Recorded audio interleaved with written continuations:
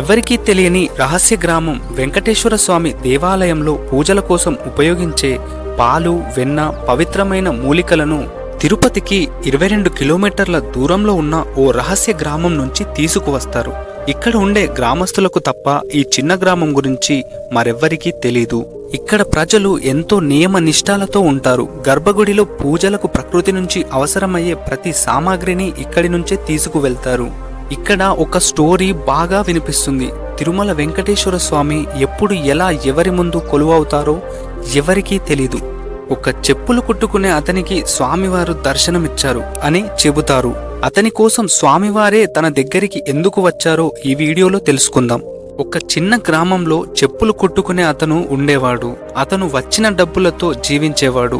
తను రోజు స్వామివారి పేరుని స్మరిస్తూ తన పని చేసుకునేవాడు. అలానే నిజాయితీగా బతికేవాడు. తిరుమల వెళ్లి స్వామివారి దర్శనం చేసుకోవాలని తన మనసులో బలమైన కోరిక ఉండేది.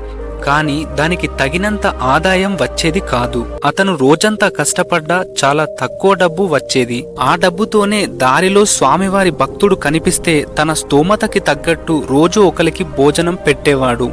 ఆకలి కడుపుతో ఉన్న భక్తుడికి అన్నదానం చేస్తూ స్వామికి తన చేత్తో నైవేద్యం పెట్టినంత ఆనందపడేవాడు.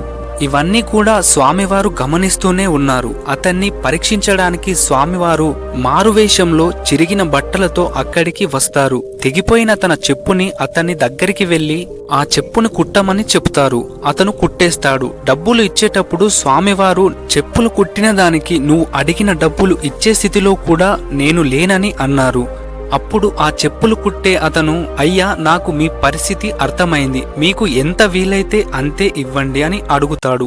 దానితో శ్రీనివాసుడు పావలాలో ఒక పావు ఇచ్చి అక్కడి నుండి వెళ్ళిపోబోతాడు. అప్పుడు చెప్పులు కుట్టుకునే అతను ఇలా అంటాడు, అయ్యా, ఒక్క నిమిషం, మీరు ఎక్కడికి వెళ్తున్నారో తెలీదు, కానీ మీ చేతిలో డబ్బు లేదని అర్థమైంది.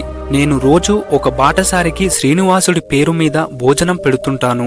అందుకు ఈరోజు నా ఆతిథ్యం స్వీకరిస్తే నేను చాలా సంతోషిస్తానని అన్నాడు. అందుకు సరేనని స్వామివారు అంగీకరించి వెళ్తారు. తన దగ్గరున్న భోజనంలో ముందు స్వామివారికి పెట్టి తర్వాత తను తినడానికి కూర్చుంటాడు. ఇంతలో ఇంకొక బాటసారి అక్కడికి వచ్చి బాగా ఆకలిగా ఉంది అంటాడు. తినడానికి ఏదన్నా ఉంటే పెట్టరా అని అంటాడు. వెంటనే ఆ చెప్పులు కుట్టుకునే అతను లేచి తను తినాలనుకున్నది తనకి పెట్టేస్తాడు. కొద్ది సమయం తర్వాత ఇంకొకతను వచ్చి, చాలా దూరం నుండి వచ్చాను, ఏమన్నా ఉంటే పెట్టరా అని అడుగుతాడు. దానితో ఏం చెయ్యాలో తెలియక తను దాచుకున్న డబ్బులు ఖర్చు పెట్టి అతనికి కూడా భోజనం పెట్టాడు.